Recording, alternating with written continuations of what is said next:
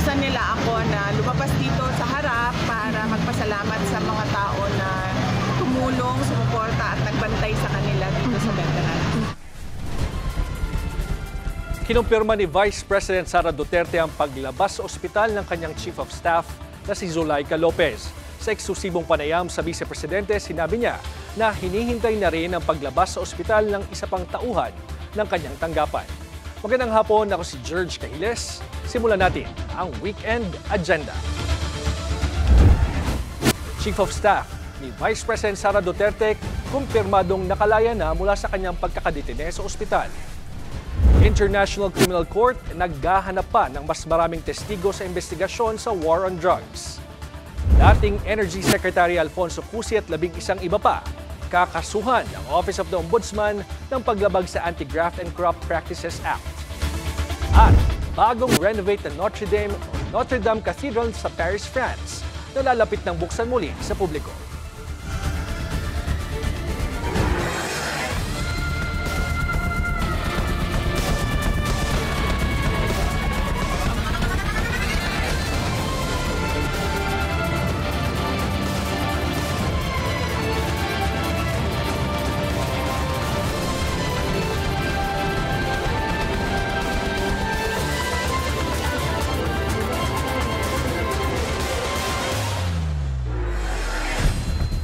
OVP Chief of Staff na si Undersecretary Zulaika Lopez nakalabas na ng ospital kasabay ng pagtatapos ng kanyang contempt sa Kamara. Yan ang agenda report ni DK Zarate ng Abante Radyo. Matapos ang pamamalagi sa Veterans Memorial Medical Center kahapon ay nakalabas na si OVP Chief of Staff Attorney Zulaika Lopez. Kasabay ng utos mula sa Committee on Good Government and Public Accountability ng House of Representatives na absuelto na si Lopez. Matapos ang 10 araw na makontempt sa pagdinig ng komite kaugnay sa confidential fund ng OVP. Permado ang order ng committee chairman na si Representative Joel Chua. Ayon sa tanggapan ng Vice President, Sabado alas 6:30 ng gabi nang na-discharge si Lopez. Dinala siya sa BMMC mula sa detention sa House of Representatives dahil sa pananakit ng balikat at likod at anxiety attack. Eksklusibong nakapanayam ng Abante Radyo si VP Sara sa BMMC nitong Sabado ng gabi. Ayon kay BP, ang isang staff ay na-discharge na habang ang isa pa ay naghihintay na lamang ng clearance para makalabas na rin ng ospital. Bukod kay Lopez, dinala na rin sa BMMC ang OVP Disbursing Officer na si Gina Acosta matapos tumaas ang presyon sa gitna ng pagdinig sa Kamara. Inutusan nila ako na lumabas dito sa harap para magpasalamat sa mga tao na tumulong, sumuporta at nagbantay sa kanila dito sa veteran. Sa mga kaso, ma'am, sabi ko nga, nagpapasalamat kami sa mga lawyers dahil sila na yung nag-handle ng lahat ng mga kaso. At sa mga pasyente naman natin, nagpapasalamat ako sa ating mga doctors, nurses, medtech at lahat ng mga healthcare professional. Kasama na yung mga support staff ng hospital dahil inalagaan nila ng maayos yung 2 pasyente ng Office of the Vice President. Matatandaan, nagkaroon ng komisyon sa Kamara na bisitahin ni VP Sara ang nakontempt na si Yusek Lopez na ipinadetene sa Kamara. Nag-overnight pa si VP Sara sa opisina ng kapatid niya sa Kongreso at nauwi sa gulo ang utos ng komite na ilipat si Yusek Laika sa Women's Correction sa Mandaluyong na nag-trigger umano sa kanyang anxiety attacks at iba pang sakit kaya dinala siya sa ospital. Dito rin nagugat ang kasong disobedience at grave coercion na isinampa ng QCPD sa korte laban kina VP Sara, hepe ng kanyang security details at iba pang staff ng OVP. Para sa Weekend Agenda, DK Zarate, Abante Radyo. Binalikan ni Vice President Sara Duterte ang mga kritiko nito na nagsasabing ang kanyang presidential ambition umano ang ugat ng mga nagaganap na investigasyon sa kanyang tanggapan ngayon. Sa panayam ng ilang media, sinabi ni Vice Presidente na hindi siya umano nagpasimuno ng legislative inquiries sa OVP. The presidency of 2022 was mine already. Na nanalo na ako sa surveys, lahat ng tao solid na, united na for my candidacy. Pero I gave it away because I felt I had to do some other things other than being President of the Republic of the Philippines. Pangalawa, hindi ako yung nagsabi sa kanila na magbukas sila ng investigation or inquiry in aid of legislation that is more like a political persecution and harassment of OVP personnel. So, wag nila akong i-gaslight into saying na ako ang dahilan ng kaguluhan na ito. Ang kaguluhan na ito ay nagsimula sa sa terrorism nila, sa harassment nila, sa threats nila sa mga personnel ng Office of the Vice President. Tuloy ang pagdating ng mga taga-suporta ng mga Duterte sa EDSA Shrine. Pero ayon sa pamuno ng simbahan, nakakaistorbo na ito. Narito ang agenda report ni Bea de la Cruz.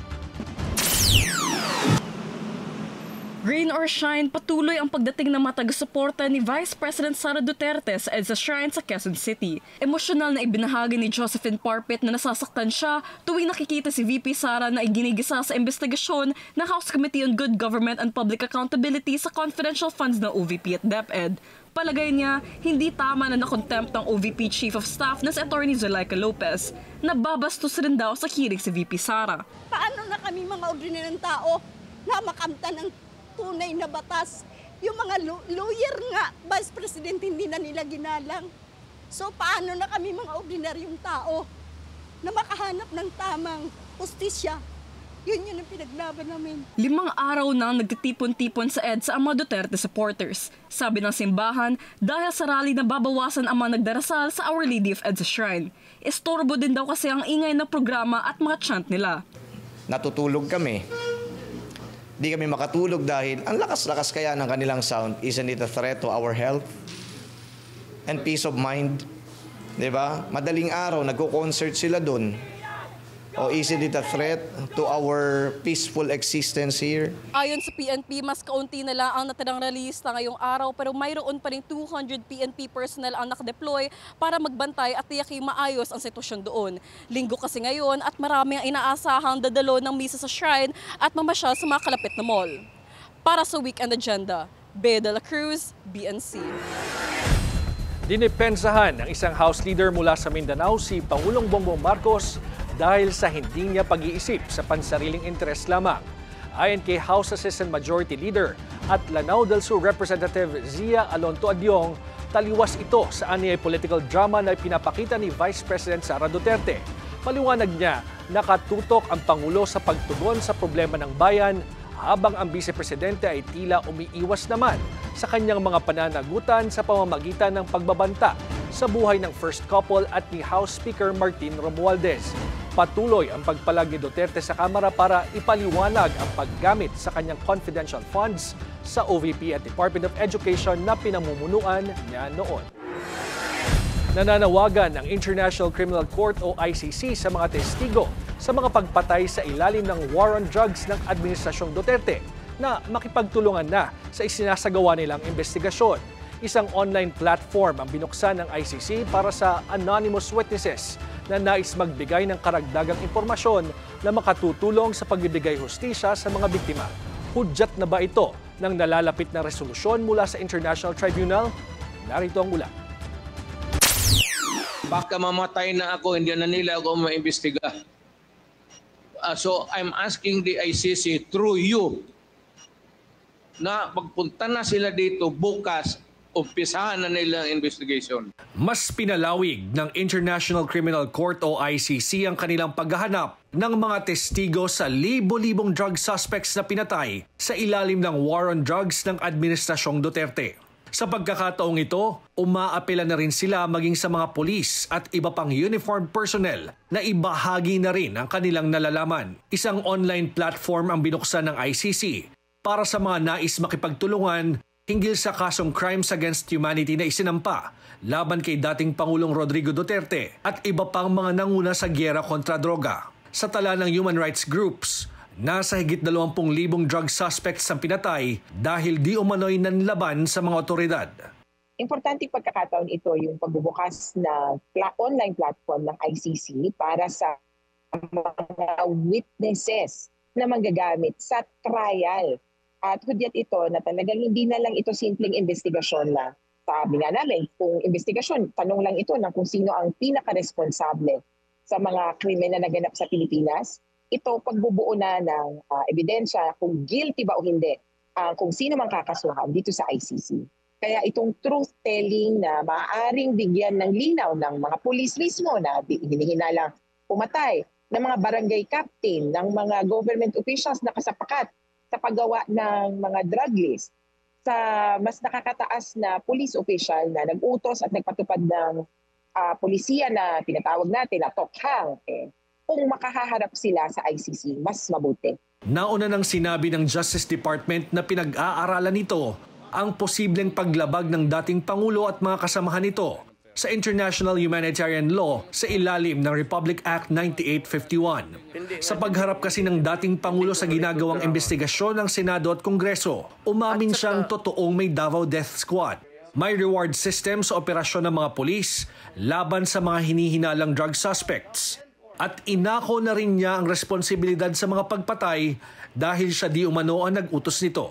Magpapatuloy pa rin ang pagdinig ng Kongreso sa di umano'y extrajudicial killings sa ilalim ng war on drugs ngayong darating na linggo.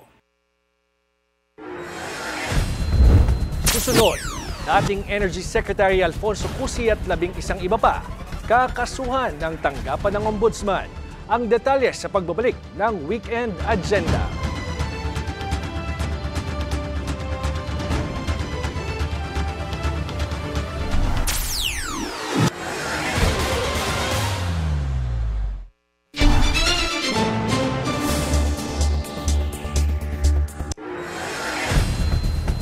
Kakasuhan ng Office of the Ombudsman sina dating Energy Secretary Alfonso Cusi at 11 iba pa ng paglabag sa Anti-Graft and Corrupt Practices Act. Bunsod ito ng di umano'y pag-railroad sa approval ng acquisition ng bilyonaryong si Dennis Uy sa 45% stake ng Chevron sa Malampaya Gas Project. Ito ay sa kabila ng di umano'y kakulangan ng technical expertise at mga dokumento ng Udena Corporation ni Uy. Ayon sa Ombudsman, nagsabwatan daw ang mga opisyal para ituloy ang transaksyon gamit ang financial evaluations ng ibang kumpanya, ang UC38 LLC, na may negative working capital na $137.2 million para palabasing qualified ng Udena. Kung mapapatunayang may sala, maaaring maparusahan ang mga ito ng pagkakakulong at panghabang buhay na ban para umupo sa anumang pwesto sa pamahalaan. Sinusubukan pa ng BNC na kunin ang panig ni Cusi. Makikita sa screen ang listahan ng mga kakasuhan ng Ombudsman.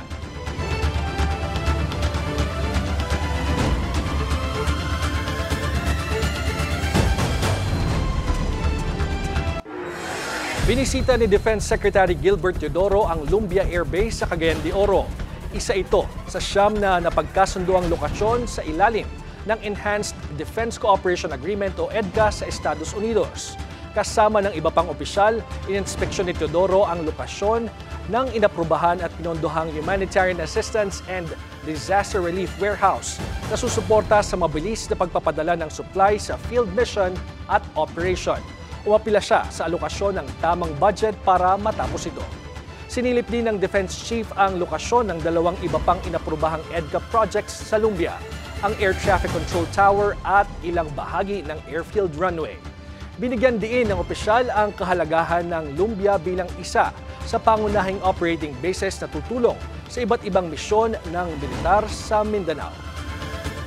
Mga local na items na pinakiusap nating ECONG na siguraduhin na ma-insert sa budget. For example, the completion of the OCD facility. Kailangan na amount yan. Pero ito ay magiging synergistic sa community in the sense na high security ito. Pero bagamat ganoon, kailangan na suporta ng local government, no? At ng Kongreso. Tinatayang 200 participants mula sa riding communities at ibang sektor sa Ilocos Sur ang sumali sa tinaguriang Ride for the West Philippine Sea sa mga pangunahing kalye ng lalawigan. Pagpapakita ito ng kanilang suporta sa advokasya ng pamahalaan na panatilihin ang pagmamay-ari ng bansa sa pinagtatalunang teritoryo. Inaasahang makakatulong din ito sa mga mangingisda ng Ilocos Sur. Pinasalamatan naman ng mga lokal na opisyal ang organizers sa pagmulat ng kaisipan ng publiko sa mga hamong kinakaharap ng bansa sa West Philippine Sea at ang kahalagahan ng pagkakaisa para itaguyod ang interes ng Pilipinas. Nanawagan muli si Surigao del Norte Representative Robert Ace Barbers sa Defense Department na magtatag ng Enhanced Defense Cooperation Agreement o EDCA site sa kanilang probinsya. Sa gitna ito ng namataang panghihimasok muli ng 3 Chinese vessels sa Eastern Seaboard. Muling pinuna ni Barbers ang Chinese government sa hindi nito pagrespeto sa soberanya ng Pilipinas sa pamamagitan ng pagpapadala ng mga posibleng spy vessels malapit sa Siargao Island at Davao Oriental noong Nobyembre. Sa ngayon, may 5 military installations na itinalagang EDCA sites. Ang Basa Air Base sa Pampanga, Fort Magsaysay sa Nueva Ecija, Antonio Bautista Air Base sa Palawan, Mactan Benito Abuen Air Base sa Cebu at Lumbia Air Base sa Cagayan de Oro. Ang 4 na iba pang lokasyon ay matatagpuan sa Cagayan, Isabela at isa pa sa Palawan.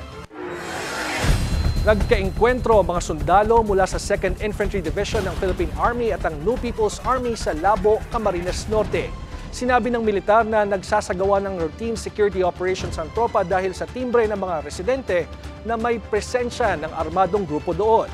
Nagsimula ang labanan bago mag alas 8 ng umaga nang paputukan ang mga sundalo ng mga miyembro ng NPA. Tumagal ang engkwentro ng halos kalahating oras hanggang tumakas sa mga rebelde dala ang kanilang mga sugatang kasamahan. Wala namang iniulat na nasaktan sa panig ng gobyerno na may nakuhang M16 rifle at ammunition, mga personal na kagamitan at mga subversibong dokumento. Nagtaas ngayon ng singil ng liquefied petroleum gas o LPG ang sulay. Ang piso at 19 centavos per kilogram na dagdag singil ay epektibo kaninang alas 6 ng umaga. Abangan! Christmas festivities sinimulan na sa Malacanang. Susunod yan sa pagbabalik ng Weekend Agenda.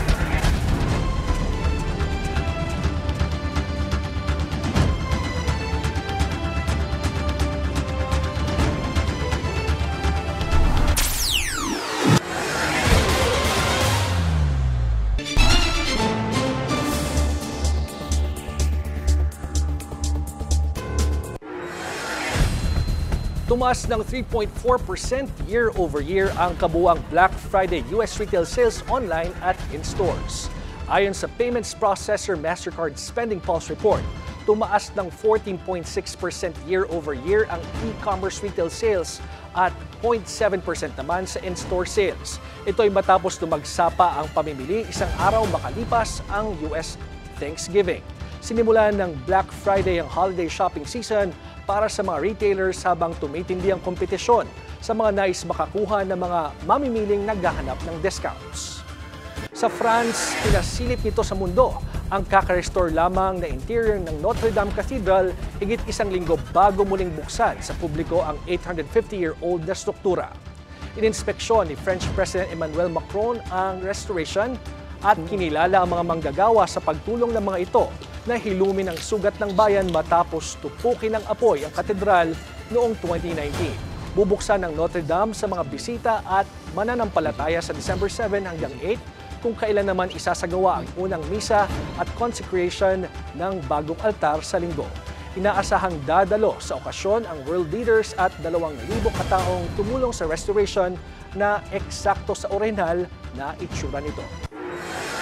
At balik tayo dito sa Pilipinas, dama na ang Pasko sa Malacanang sa pamamagitan ng pagsisimula ng Christmas festivities doon. Ngayong unang araw ng Disyembre, nagkaroon ng musika at performances sa palasyo na pinamagatang Puso ng Pasko. Nanguna dyan sina National Artist for Music Ryan Cabiab at National Artist for Dance Alice Reyes. At yan ang ating agenda ngayong gabi. Ako si George Cahiles. Sa bawat issue may anggulo, sa bawat balita may agenda.